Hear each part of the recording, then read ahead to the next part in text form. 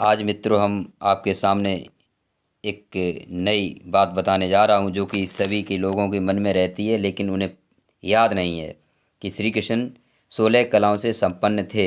वह कलाएं कौन कौन से श्री कृष्ण के पास थी जिनसे वह संपन्न थे। सभी जानते हैं श्री कृष्ण का अवतार 16 कलाओं से माना जाता है, तो उसके बारे में हम आपके सामने बता रहे हैं। चलिए दोस्तों, अब तक जिन मित्रों ने अब तक चैनल को सब्सक्राइब नहीं किया वो सब्सक्राइब कर लें, ताकि आने वाली नई वीडियो आपके सामने मिलती रहेगी। तो देखिए, श्री कृष्ण के बारे में 16 कलाओं के बारे में हम यहाँ आपके सामने बता रहे हैं। पृथ्वी, जल, अन्न, मन, श्रद्धा, प्राण, आयु, वीर्य, कर्म, तप, मंत्र, आकाश, प्रकाश, इंद्री, लोक और नाम। ये 16 कलाएं हैं। एक बार फिर देख लें, फिर सुन लें। पृथ्वी, जल, अन्न, मन, श्रद्धा, प्राण, आयु, वीर्य, कर्म, तप, मंत्र, आकाश, प्रकाश, इंद्री, लोक और नाम। इस प्रकार से श्री कृष्ण में 16 कलाओं से परिपूर्ण थे, संपन्न थे, जिनसे वह उस समय यानी अपने समय में श्री कृष्ण नंबर 1 अर्थात फर्स्ट अर्थात बड़े ही प्रकांड विद्वान थे।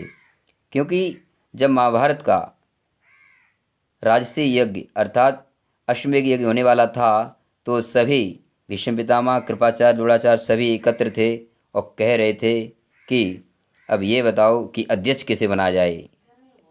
राजसी यज्ञ जो था, अश्वमेध यज्ञ, तो अध्यक्ष किसे बनाया जाए।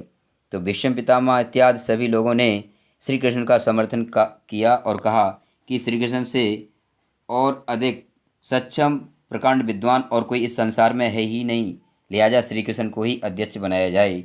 इस प्रकार से श्री कृष्ण को अध्यक्ष बनाया गया।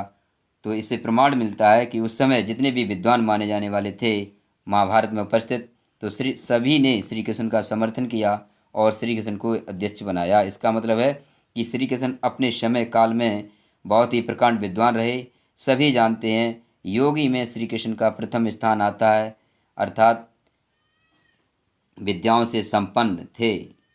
श्री कृष्ण के बारे में सभी जानते हैं कि श्री कृष्ण का ही जन्माष्टमी के रूप में क्यों मनाते हैं, जबकि उस समय ब्रह्मचर्य पालन में माने जाने वाले श्री भीष्म पितामह अग्रणी थे।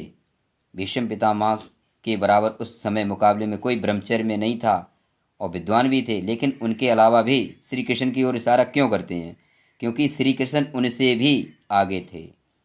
प्रकांड विद्वान के साथ साथ राजनीतिक, सामाजिक, आर्थिक, आध्यात्मिक क्षेत्र में परिपूर्ण थे।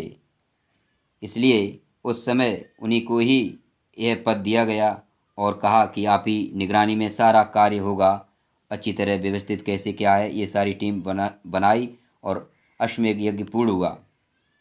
इसलिए सभी दोनों पक्षों में जब युद्ध के दौरान ऐसा भी मामला आया, तो श्री कृष्ण भी दोनों पक्षों की तरफ से, जैसे आज कह सकते हैं कि मजिया के तौर पे, युद्ध के रण क्षेत्र में बीचों बीच खड़े हुए और अंतिम बार फिर भी कहा कि युद्ध चाहते तो अभी समाप्त हो सकता है। ऐसे दोनों पक्षों से कहा, क्योंकि दोनों पक्ष उनकी बात माना करते थे, वह श्रेष्ठ थे, इसलिए दोनों पक्षों उनका मान सम्मान किया करते थे।